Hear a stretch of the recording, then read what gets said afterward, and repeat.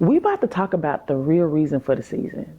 Okay, and here's the thing, and I'm not gonna get into it much because I got something else to really preach to y'all about. But Jesus isn't seasonal, huh? And I understand we only want to mention him around Christmas time. He wasn't even born in December. You know, it don't even matter. Go to the intro, and I'll come back and we'll talk about it. On Yahweh, anything else don't digest right. Sneak your head, the kicks like kicks. You don't want no smoke if you laying out Christ. Icon. Welcome back. I'm so glad that you have joined me for episode 6. I've been trying to be consistent. Can't touch your neighbor and say consistency. And why don't you just lean over and say neighbor? It really is paying off. But here we go. I thought that this particular topic is really, really crucial and important to me. And I'm going to try not to get emotional on this episode. But your girl has really I done been through the fire.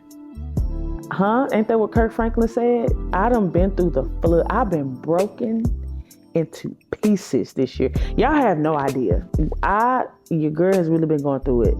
And I was actually on Instagram checking out a video from a young lady that I follow. Her name is Slayler Gang. Shout out to Sarah. And she's been doing the Luke challenge. And she don't even know, right, that she did this one particular chapter. And when I read it, I mind you, I've learned about this story, heard about this story. I've never preached it, but I know it. And I never really stopped to consider this one part. So I want to share it with you. So if you will join me, not to steal what she does, but she does this really cool thing where she starts with me now in your word. Shut up with me now in your word. Listen. Let's go there. Let's go to the word. Let's go to Luke 8, and I'm going to do verse 43. Luke 8, verse 43. Now a woman being with the issue of blood for 12 years. That's enough. What? I really want to hone in on this because in my last episode I talked about two things that kind of kept me going this year, right? Sneakers and songs, and that's wonderful. That's great. But if we were to actually replay this year, we were to actually recant or reevaluate this year, there is a theme that has continued to resonate throughout this whole year. In fact, it's the one reason that I'm here right now. Here we go. If you look at verse 43, let me get this real quick. I want to just read this one more time. What? Listen carefully. Now a woman having a flow of blood for 12 years. Now, if you read this story before, you stop. You know what it says, right? Just read it to you. You know the story. There's a woman with the issue of blood. She touches Jesus. There's a crowd of people. He feels it. And even though there's a million people touching him, he stops and he says, "Who touched me?" And the disciples look at him and say, "Jesus, we're in a crowd. There's tons of people touching you." And he's like, "No, virtues left me. Somebody touched me." He realizes that this lady with the issue of blood says, if I could just touch the hem of his garment, I will be healed. And he tells her, "Your faith has made you well."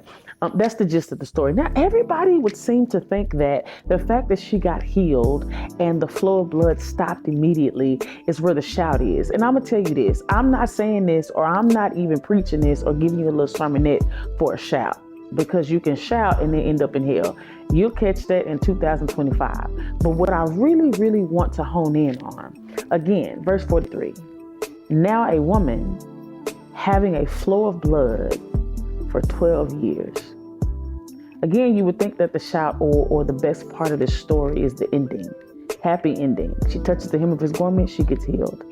But actually, the real shout, the real part that we should really be honing in on is the fact that she had a flow of blood for 12 years.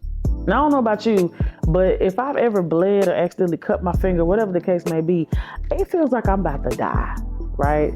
She has this flow of blood for 12 years. What are you saying, Adrian? What I'm saying is, he kept her for 12 years. She's been losing blood for 12 years, y'all. Get this. Can you imagine bleeding for 12? Not me, Jesus! Yo, all the women out there, I already know what I'm talking about. Fellas, this, don't even worry about it. But for the women, listen, I'm not even gonna go there. 12 years. 12 years is what I'm trying to say. He kept her for 12 years. He kept her long enough for her to even make it to see her healing. And that's all I got for you today. 2024, if you're anything like me, actually since 2019, when did COVID get here? 2019? Somewhere around in 2018? Listen, since then, my life has been just crazy. I done been through so much. I won't even recant everything. But I made it. I made it this far. And so did you. If you're watching this video, I want to remind you that throughout all of the things that's happened, even right now, I'm not even on the other side of what's going on. I'm still in the middle of it. And I mean, I'm getting drugged, okay? Like, I'm getting beat down. And I'm just, where you at? But we ain't gonna go there. The point is, I'm trying to encourage you. You made it this far. He kept you. You don't have to wait until you get your healing to recognize the goodness of God. The goodness is in the fact that if you were to replay your life, if you were to even replay this year, you can say that he kept you. Yes, sir! That's all I got. Hope this helped you as much as it helped me. It definitely encouraged me and lifted my spirits a little bit again, because I cannot reiterate how hard this year has been. And it ain't over. But I'm grateful that he kept me this far. Follow me as I follow Christ in some dope kicks. And I'll see you in 2025, hopefully.